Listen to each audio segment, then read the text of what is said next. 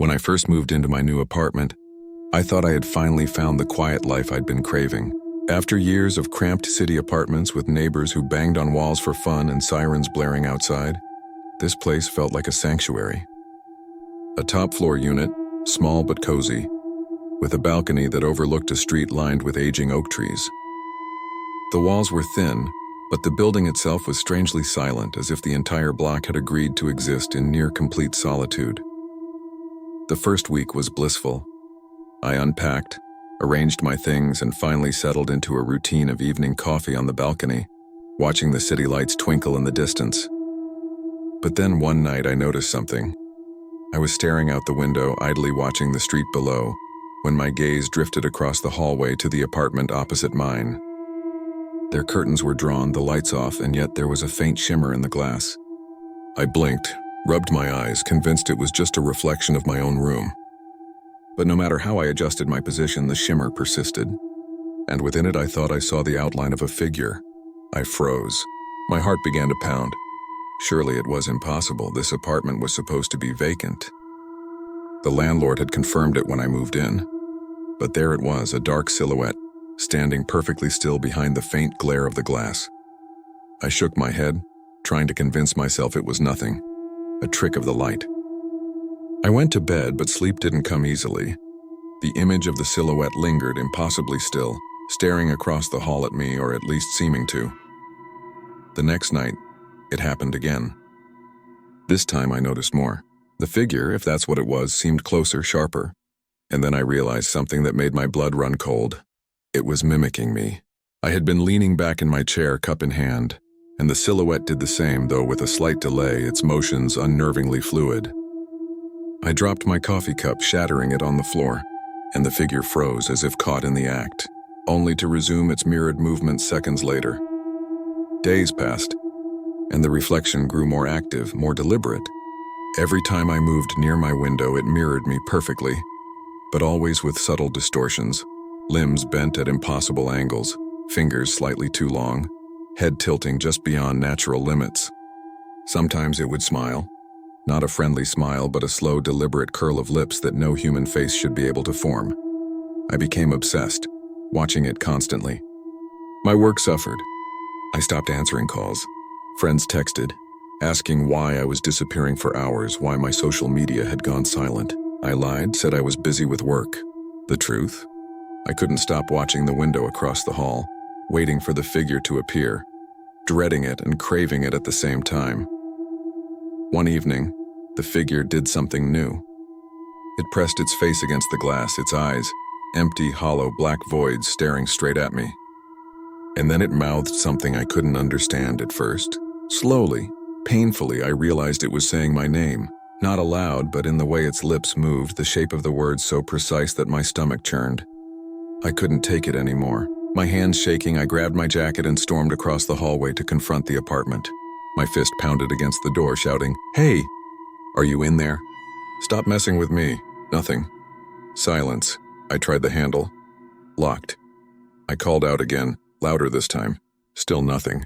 The silence of the building was suffocating, broken only by the pounding of my own heart in my ears. I stumbled back to my apartment, but before I could close the door, I looked back at the window. The figure had shifted. It was now perfectly still, hands pressed flat against the glass, staring at me with those empty eyes. And it smiled again, that unnatural, cruel smile. After that night, I couldn't sleep. I kept the lights on, every mirror in my apartment covered with cloths to avoid catching any reflection. Yet the sense of being watched persisted. The reflection wasn't confined to its own window anymore. It began appearing in every reflective surface. My TV screen, the glass of my coffee mug, the polished countertop in the kitchen.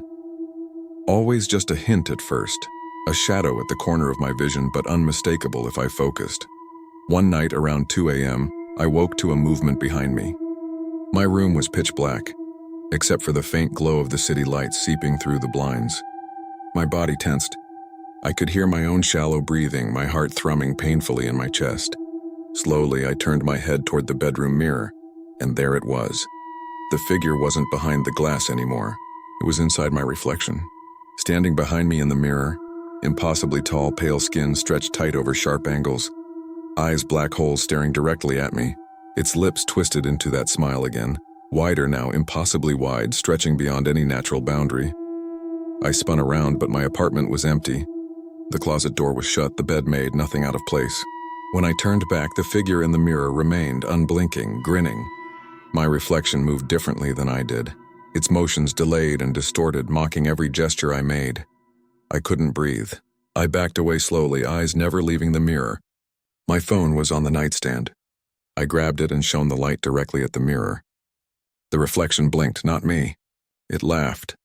A soundless, distorted movement of the lips, and then vanished. Days blurred into nights. I avoided windows, avoided mirrors, avoided even looking at the floors. The figure continued its game, appearing in every reflective surface I dared to glance at. I stopped eating properly, stopped showering. My body was breaking down from fear and stress, but I couldn't leave. I couldn't escape it. One night, desperate, I tried something different. I set up my phone camera on a tripod facing the window and left a note taped to my window. "I see you. I know you are there. Stop." I went to bed, exhausted, hoping for silence. At 3 a.m., the phone buzzed. Notifications, motion detected. I picked it up. The figure was there. It wasn't just behind the glass this time. It was standing directly on the balcony outside my apartment. Its hands were pressed against the railing, eyes fixed on the camera. Then slowly it raised a hand and pointed at me. I froze. The figure leaned closer to the glass, tilting its head unnaturally, and whispered. Again, not with sound, but in motion. "You're next." I dropped the phone. It shattered on the floor. The figure vanished from the balcony. I haven't slept properly since. I live with every light on, every curtain drawn. Every reflective surface is covered. But I feel it everywhere, in every shiny kitchen countertop, in every puddle on the street outside, in the small reflection of my phone screen. Always there, always watching, always smiling. And tonight I heard it whisper my name from behind me. I'm too afraid to look. I can't. I can feel it grinning right there, just out of sight. And I know it's only a matter of time before it doesn't just mimic me anymore. It's going to step out of the reflection, and I don't think I'll be able to stop it. I always thought I was lucky to find the townhouse on Maple Street. It was old, charming in a way that felt almost timeless, with creaking wooden floors and a steep staircase that smelled faintly of pine and dust. The previous owner had been elderly, and the landlord assured me the place had been empty for months. I moved in on a sunny Friday, exhausted from the long drive, and instantly felt at home. The first thing that caught my attention wasn't the layout or the high ceilings. It was the attic. A narrow staircase tucked behind a heavy wooden door bolted shut with a tarnished iron latch. I asked the landlord about it. "Oh, don't worry about the attic," he said quickly, avoiding my gaze. "It's just storage. You won't need to go up there." That struck me as odd. Why emphasize not going somewhere? My curiosity flared, but I told myself it wasn't important. The first week in the house was uneventful. I unpacked my boxes, explored every corner, and tried to convince myself the locked attic was nothing more than a leftover relic from some old, paranoid owner. But then it started, the sounds. At first, it was subtle, creaks and groans from above, like the house itself was settling. I shrugged it off, thinking it normal for such an old building. But one night I woke to a faint whispering. I froze, straining my ears. The sound came from above, from the attic. Low, unintelligible murmurs that seemed to drift through the floorboards. I told myself it was the wind, the pipes, or maybe just me imagining things. The following nights, the noises grew louder, more distinct. Scratches against the door, dragging sounds across the attic floor. Soft knocks that followed a rhythm. Always after midnight, I tried to ignore it, but the curiosity was unbearable. One evening, I lingered near the door longer than usual, listening. I thought I heard faint footsteps pacing slowly in circles, the echo of something moving, deliberate. My stomach twisted with fear and fascination. A week later, I decided I had to know. I borrowed a crowbar from a neighbor and approached the door. My hands shook as I tried to pry the latch loose. It resisted, as if the door didn't want to open. Finally, with a groan, the bolt came free. The door creaked open, revealing a dark, narrow stairwell spiraling upward. Dust motes floated in the thin stream of light from my flashlight. The air smelled musty, mixed with something sweet and rotten, like decaying fruit left too long in the sun. I hesitated. heart hammering. Every instinct screamed to turn back, but I couldn't. My curiosity had consumed me. The attic was small, cluttered with old furniture draped in yellowed sheets. Boxes lined the walls, their contents long forgotten. But there was something else. Something unmistakably wrong. At the far end, a figure crouched in the shadows. At first, I thought it was a pile of rags. But then it moved. Slowly, deliberately, its head lifting. Eyes, large, unblinking, dark as coal, fixed on me. I stumbled backward, nearly dropping the flashlight. Who's there? My voice trembled. The figure didn't respond verbally. It just stood, movements jerky, almost puppet-like. Then impossibly, it reached out toward me. I ran, tripping down the stairs, and slammed the door shut. My ears rang with the sound of scratching on the other side, as if the figure had tried to follow me through the wood. That night, I couldn't sleep. Every sound, the groan of the floorboards, the creak of the roof, even the whistling wind outside made me jump. Shadows seemed to flicker in my peripheral vision, and then I heard it. A low, almost guttural whispering coming not from the attic but from inside my room. I didn't sleep at all that night. Over the next few days, the phenomenon worsened. I would hear footsteps pacing above me even when no one was supposed to be there. At times I could feel the weight of eyes on me, invisible and oppressive. Objects I left near the attic door, an umbrella, a stack of magazines, were moved, always slightly out of place as if brushed aside by something unseen. Neighbors noticed changes in me. I stopped answering calls. I avoided going outside. My coworkers commented on the dark circles under my eyes, the way I flinched at every small noise. But I couldn't explain it. How could I tell anyone that something alive or not alive was up there in the attic watching me? One night around 2:30 a.m., the noises escalated. The scratching became pounding, thudding, like someone or something was walking aggressively across the floorboards. The whispers grew louder, overlapping into a cacophony of voices speaking in a language I couldn't recognize. My walls seemed to vibrate with the sound. I couldn't take it. Heart racing, I grabbed a flashlight and forced open the attic door. The darkness inside seemed thicker than usual, almost viscous. I climbed the narrow stairs, every creak amplifying my panic. At the top, the beam of my flashlight caught movement. Shadows shifting in unnatural ways, stretching and writhing across the walls. The boxes and furniture seemed to breathe. And then I saw it. A figure crouched in the corner, face hidden, body twitching as if convulsing. I took a cautious step forward. The figure slowly lifted its head. Its eyes were entirely black. No whites, no pupils, just darkness reflecting the flashlight. And it smiled. That smile, far too wide for any human face, lips curling impossibly around jagged teeth. I screamed and stumbled backward, tumbling down the stairs. My flashlight shattered against the railing. I hit the floor hard, pain and adrenaline mixing, and scrambled to lock the door. The scratching, pounding, and whispers didn't stop. If anything, they intensified. The next morning I found evidence the figure had been closer than I thought. Long scratches marred the stairwell railing. A pile of papers I had left in the hallway was shredded, dragged into the attic, and faint footprints, too long and narrow to be human, trailed across the dusty floorboards. I contacted the landlord. He refused to enter the attic and told me sternly not to go up there again. "It's unsafe," he said. But his eyes, always avoiding mine, spoke volumes. He knew. Weeks passed. I moved my bed into the living room to avoid the attic's influence, sleeping under a blanket and facing away from the stairs. Still, the scratching persisted. I could hear it at night, pacing, circling, always just above me. Occasionally, whispers, "Come back. Join us." I couldn't, I didn't want to. But the sense of being watched never left. Shadows grew longer, corners darker, every reflective surface warped. I began noticing strange shapes out of the corner of my eye. Shadowy figures flickering in mirrors, windows, and polished floors. Last night, the final straw. I awoke to the sound of the attic door slowly creaking open. My bedroom floorboards vibrated with soft, deliberate footsteps. I sat frozen, heart in my throat, staring at the stairs. A shadow moved downward, not yet visible, but unmistakable. I tried to call 911, but my phone screen flickered and died. No signal. I ran to the front door, yanked it open, and froze. Standing at the top of the stairs was a silhouette, humanoid yet wrong. Its eyes black voids, a grin stretching impossibly wide. It tilted its head and whispered, a motion rather than a sound. "You shouldn't have opened it." I slammed the door and barricaded myself in the living room. I haven't slept. I haven't dared move.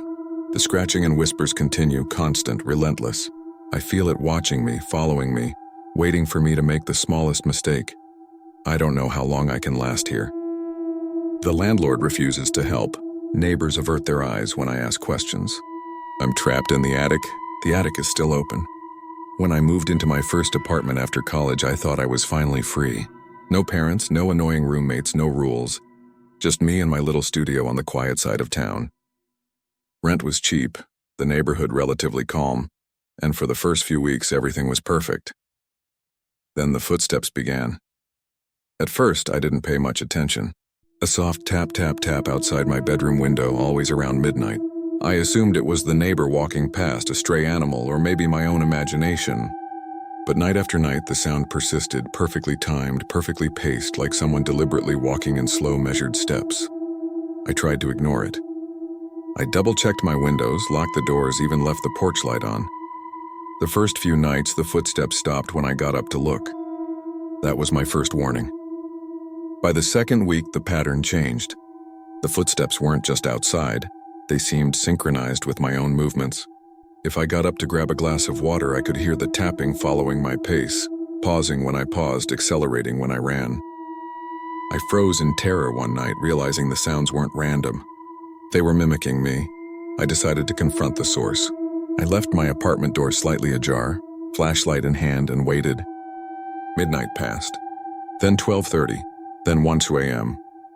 And finally, a shadow appeared outside the window. I couldn't see a face, just the silhouette of a person standing motionless, perfectly still. When I stepped closer, the shadow moved as if responding to me. I stumbled back, heart hammering. The next day, I tried talking to the neighbor on the second floor. A middle-aged man, polite but curt. I asked casually about the noises. What noises? He replied, brows furrowed. I wasn't home last week. That made my stomach knot.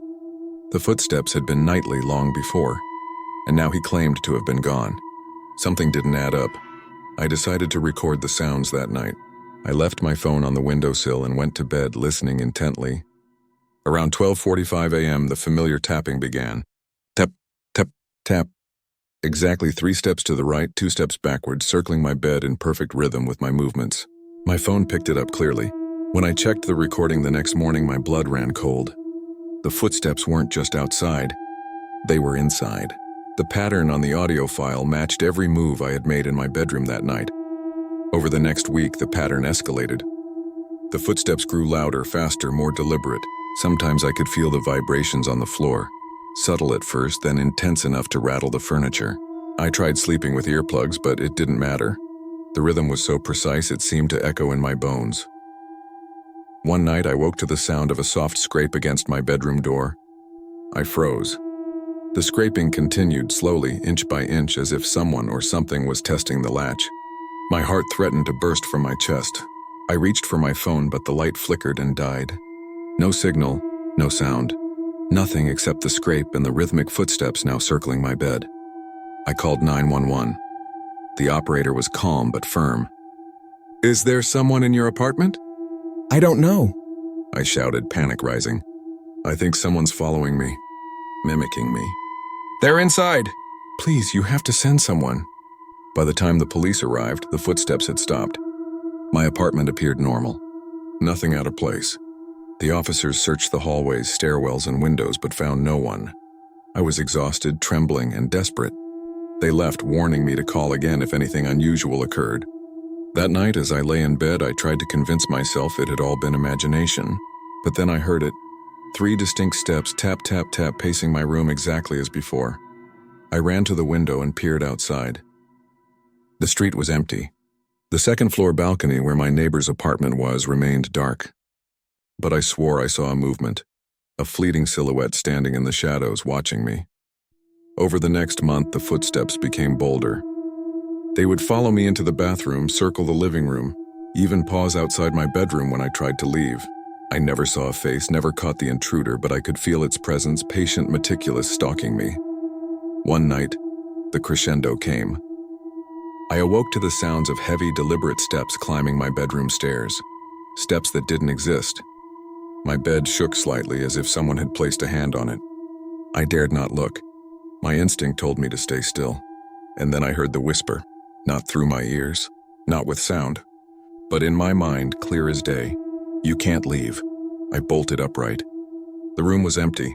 My window rattled from a sudden gust of wind and my door creaked, though it was locked. I felt an unnatural cold radiating from the corner of the room. Something unseen was there, waiting, patient, feeding on my fear. Days turned into sleepless nights. I moved furniture to block the door, covered the windows, installed cameras. But the footsteps always found a way. Sometimes I could see their faint shadows on the walls, dancing just out of the range of the cameras, always just beyond reach. I finally tried confronting the neighbor again. I went to their door, banging and shouting. A man answered, startled. "What's wrong? You!" "The footsteps, are you following me?" I demanded. He shook his head. "I've been out of town." "You're losing it," I wanted to scream. He wasn't lying. I had checked the apartment complex's camera feed. He really had been away, which meant the footsteps weren't human. Something was inside my apartment, watching me, mimicking me, learning my movements. I installed motion sensors. They triggered every night. I tried sleeping on the couch, the balcony, the floor. Nothing mattered. The rhythm persisted. Always steps, always circling, always watching. The final straw came last night. I awoke at 3:33 a.m. I always noticed it happened at strange, repeating times, and the footsteps were louder than ever, moving from my bedroom to the living room, then pausing near the door. And then, clear as if someone was standing next to me, I heard a soft breath on my neck. I froze. I dared not move. I turned slowly. Nothing. But my reflection in the window, it was wrong. It didn't match me. The figure in the glass tilted its head, smiled, and mimicked a motion I hadn't made yet. It raised a hand toward me before I even thought to reach. I ran, out of the apartment, into the empty, cold street. I don't know where I'll sleep tonight. I can't return. And the worst part? I know it will follow me, no matter where I go. The footsteps, they don't need doors. They don't need walls. They only need me. I can hear them now, faint, echoing in my mind as I type this. Tap, tap, tap, circling, waiting, patient, relentless. And I know tonight when I close my eyes they will be there, mimicking me, stalking me, whispering in ways only I can hear. You can't leave.